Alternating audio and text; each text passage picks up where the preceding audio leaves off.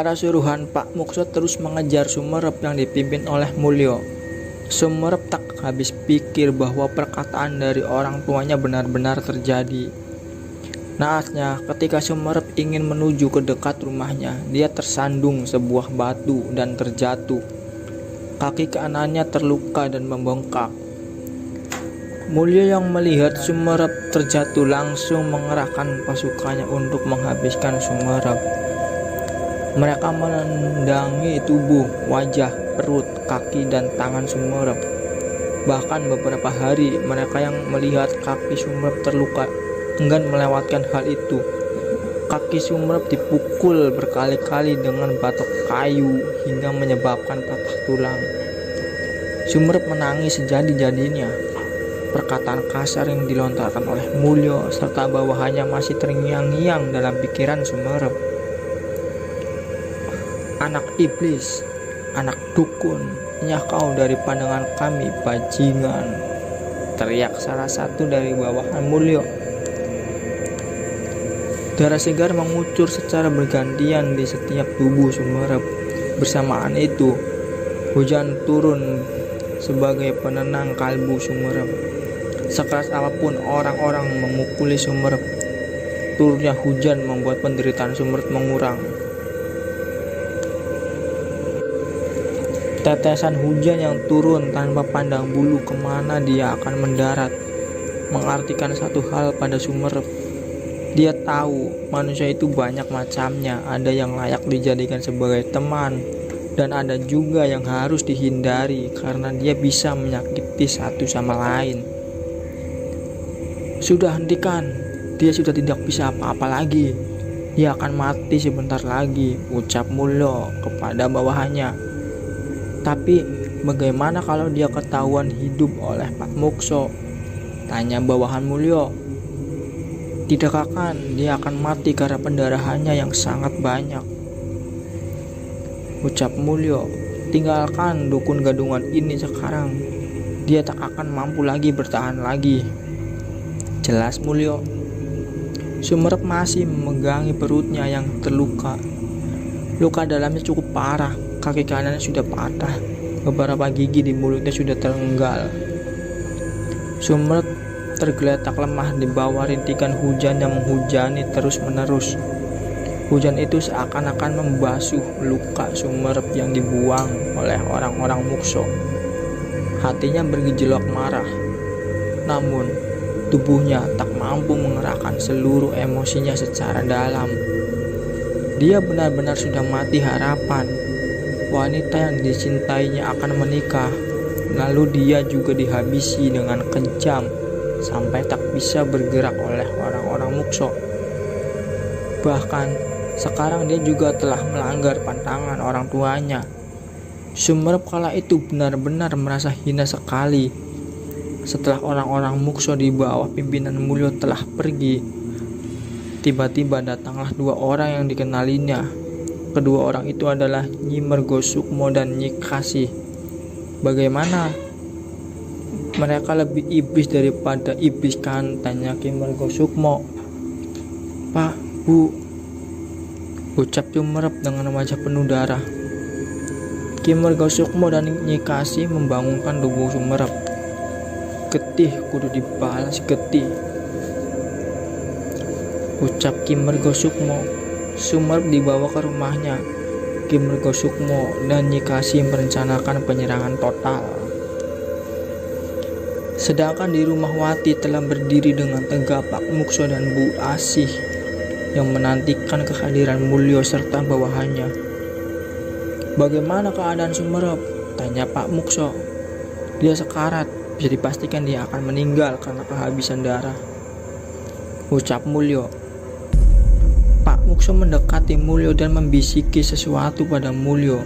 "Jangan sampai kau bilang bahwa Sumerep sudah mati di hadapan Wati. Bilang saja bahwa Sumerep kabur melarikan diri." "Paham?" tanya Pak Mukso. "Nggih, Pak." Pak Mukso mempersilahkan Mulyo untuk kembali berjaga-jaga.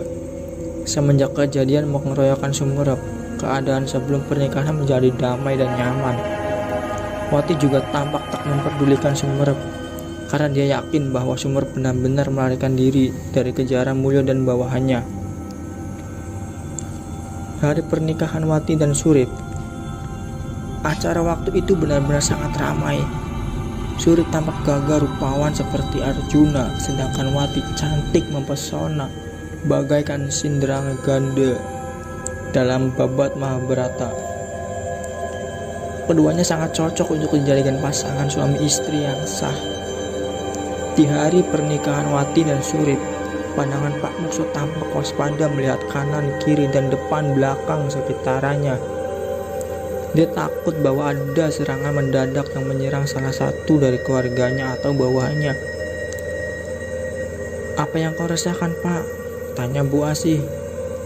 "Apakah Sumerep akan menyerang kita semua dalam kondisi seperti ini?" tanya Pak Mukso. "Berpikirlah yang jernih. Pak Mulyo kan sudah menghabisi nyawa Sumerep. Tidak mungkin dia menyerang kita dengan santetnya," ucap Bu Asih.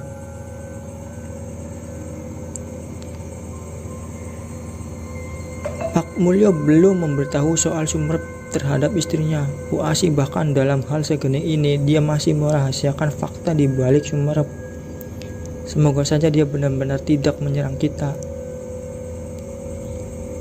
ucap Pak Mukso sambil melemparkan puntung rokoknya.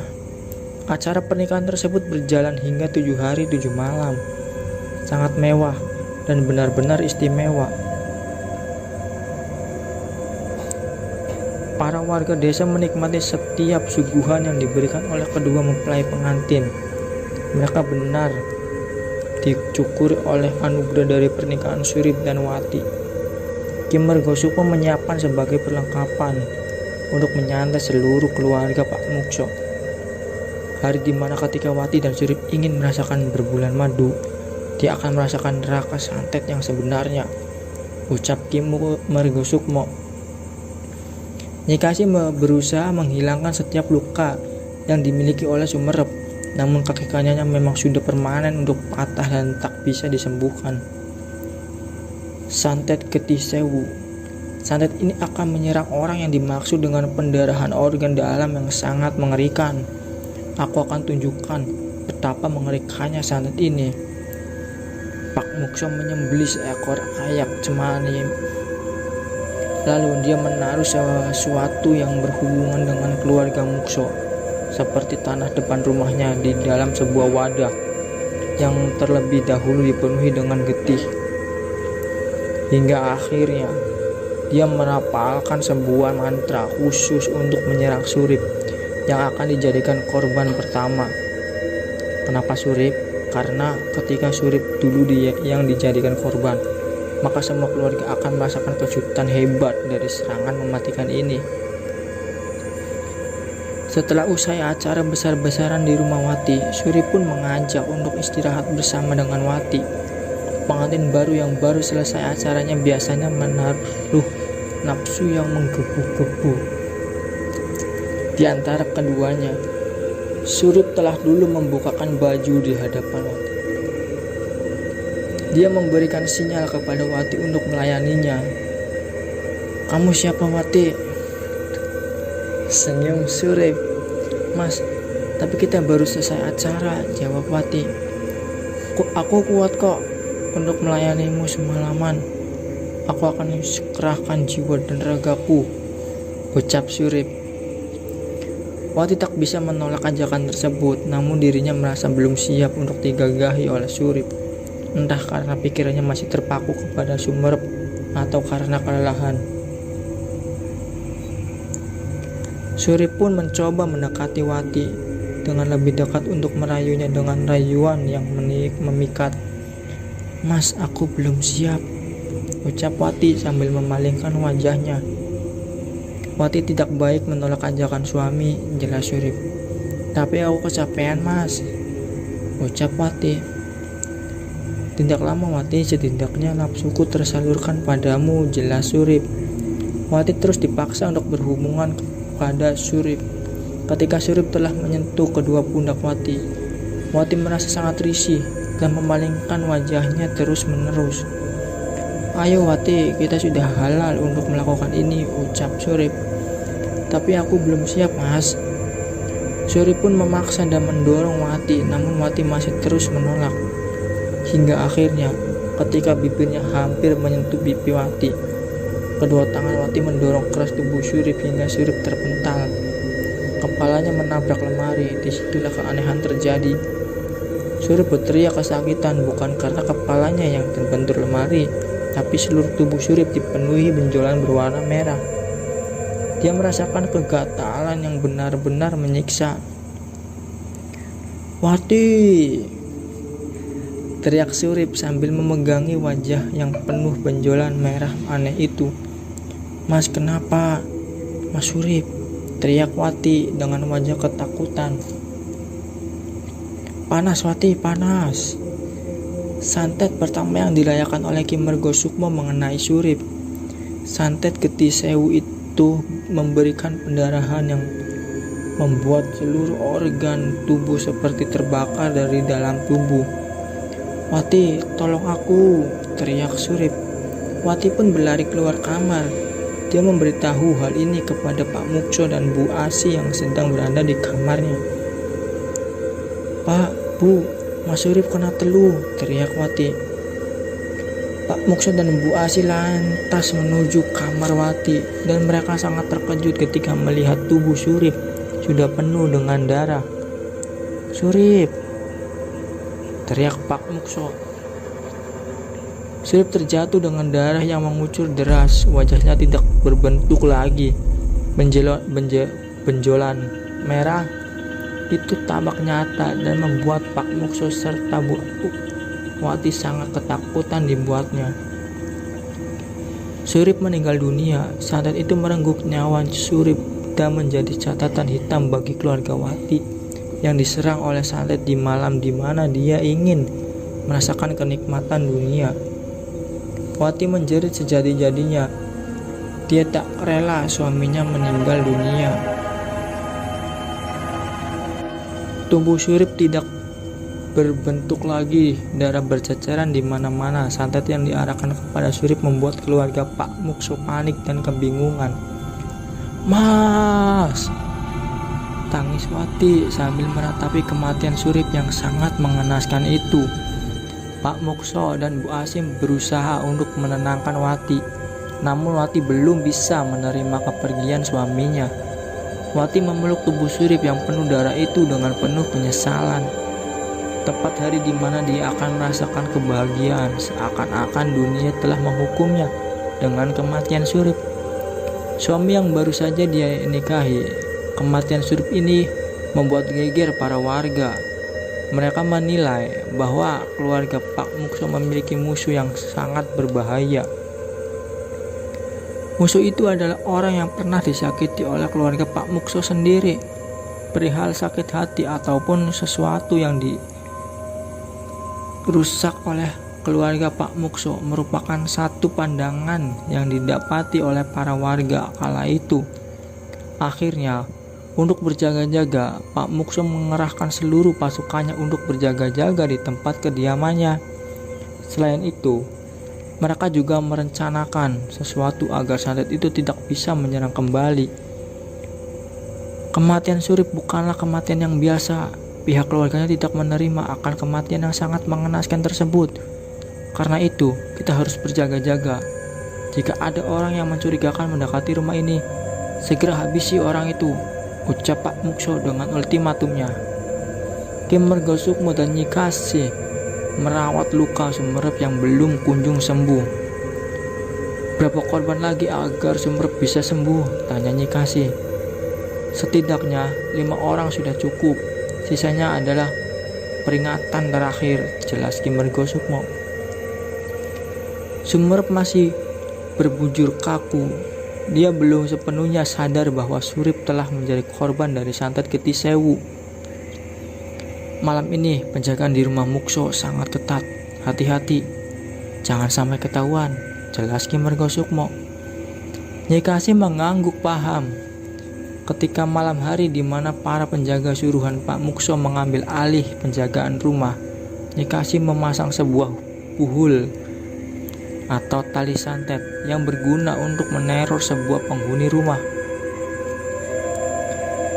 Lolosnya Nyikasi dari tatapan para penjaga yang kejam itu membuahkan hasil. Ketika buhul tersebut terpasang, muncullah dua sosok yang menakutkan. Sosok itu adalah Gede Duwur, siluman monyet. Bisa dikatakan asal-usul dari santet malam satu suro adalah perpaduan antara santet milik Ki Mergosukmo dan Nyikasi, dan Sumerep hanya memperkuat jangkauan dari santet itu sendiri. "Mas, kok hawane ora penak yo?" tanya bawahan Mulyo kepada temannya yang kebetulan sedang berjaga-jaga di bagian belakang rumah. Nyikasi segera membacakan mantra dari balik pepohonan. Dia berhasil menyelinap masuk ke bagian belakang rumah untuk memasang buhul dan kembali dengan selamat tanpa diketahui oleh para penjaga bawahan Mulyo. "Perihal kematian Surip, apakah kamu percaya bahwa itu karena santet?" tanya orang itu pada temannya. "Baru kali ini aku menyaksikan kematian yang sangat mengerikan sejak zaman penjajahan dulu. Apa santet itu masih berseliweran ya?" tanya balik temannya. "Aku pikir ketika kita memukuli Sumerep, dia segera ditolong oleh kedua orang tuanya, yaitu Ki Mergosukmo dan Nyikasi. Sepertinya dalang dari perbuatan ini adalah mereka berdua. Mereka saling membahas satu sama lain mengenai kematian misterius Surip. Tiba-tiba dari balik pepohonan muncul sosok Gede Duwur dengan tubuh yang sangat besar. Mas, kuyopo?" Sosok Gede Duwur itu menyerang mereka dan melempari kedua hingga kepalanya terbentur pepohonan jati di belakang rumah. Dua penjaga itu pingsan di tempat, sedangkan sosok Gede Duwur itu memasuki dalam rumah Pak Mukso lewat pintu belakang. Keberadaan keluarga Pak Mukso yang sedang di ujung ketakutan ditambah lagi dengan serangan dari Nyikasi membuat kekacauan makin parah. Entah apa tujuan dari Nyikasi sendiri, namun yang dijadikan sebagai prioritas utamanya adalah Pak Mukso dan Bu Asit. Mulyo yang kala itu sedang mengecek bagian belakang rumah, dia melihat pintu belakang terbuka dengan sendirinya. "Loh, kok pintunya kebuka?" tanya Mulyo. Langkah kaki Mulyo sedikit diperlambat gerakannya, seperti orang yang akan menyerap maling yang sudah ketakutan. Semakin dia mendekati bagian belakang rumah, dia merasakan aura kematian yang sangat mengerikan. Suhu ruangan seketika menjadi dingin. Angin bertiup kencang, barang-barang di dapur mulai berjatuhan. Gemerlap bulan sudah tertutup awan gelap yang menambah kesan seram. Ketika Mulyo hendak menengok ke arah kiri, sontak dia terkejut ketika melihat belasan para penjaga sudah terkapar tak berdaya. Ada yang mengeluarkan banyak darah dari mulutnya, ada juga yang sempat kejang-kejang, bahkan ada yang sudah meninggal dunia. "Iki opo?" Sekelebat bayangan hitam langsung berdiri tegak di belakangnya. Suara auman persis serigala terdengar jelas di telinga Mulyo. Perlahan, pundaknya disentuh dan dia merasakan sesuatu yang keras dan tajam seperti silet. Mulyo merasakan sesuatu yang tidak beres dari belakang tubuhnya, dan benda yang memegangi pundaknya seolah-olah akan mencekam kuat melemparkannya dengan cepat. Ketika Mulyo membalikkan pandangannya ke arah belakang, dia terkejut bukan kepalang. Detak jantung Mulyo menjadi sangat kencang. Seluruh tubuhnya bergetar hebat, keringat dingin berjatuhan secara bergantian. Sosok yang ditemui oleh Mulyo adalah sosok Gede Duwur. Diangkatnya tubuh Mulyo hingga dia tidak menginjakkan kakinya ke lantai. Pak Mukso lagi. Air liur dari Gede Duwur itu berjatuhan bak melihat mangsa yang siap untuk dilahap. "Ampun," ucap Mulyo dengan ketakutan. Anehnya, ketika Mulyo mengucapkan hal itu, sosok Gedadewur itu meletakkan tubuh Mulyo kembali. Mulyo selamat dari ancaman Gedadewur itu. Mulyo masih menatap sosok Gedadewur itu dengan tatapan takut. Dia takut jika Gedadewur itu benar-benar akan memangsanya. Sosok Gedadewur mundur ke arah kegelapan dan menghilang bersamaan dengan datangnya angin yang memasuki pintu belakang rumah Pak Mukso. Mulyo hanya terdiam, tubuhnya masih bergetar hebat. Dia masih ketakutan ketika tubuhnya diangkat oleh sosok Gedadewur itu. "Gedadewur, aku ndak salah lihat kan?" tanya Mulyo sambil menampar-namparkan pipinya dengan tatapan kosong. Dia juga menoleh ke belakang dan masih dengan suasana dan keadaan yang sama. Para penjaga itu masih tergeletak. Lepas Mulyo melihat ke suasana yang tidak mengenakan itu, dia berteriak sekencang-kencangnya. Teriakan itu membangunkan Pak Mukso dan Bu Asih serta Wati sendiri. Mereka bertiga langsung menuju ke arah sumber teriakan itu berasal. "Ada apa, Gusti Mulyo? Kenapa ini?" tanya Bu Asih. Dengan wajah yang berderai air mata, Mulyo menjawab pertanyaan itu. "Dia mulai membalas dendam," ucap Mulyo. Dia siapa?" tanya Wati.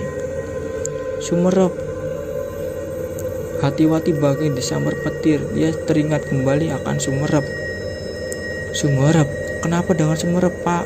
Bu, apa yang kalian lakukan dengan Sumerep tempo hari yang lalu?"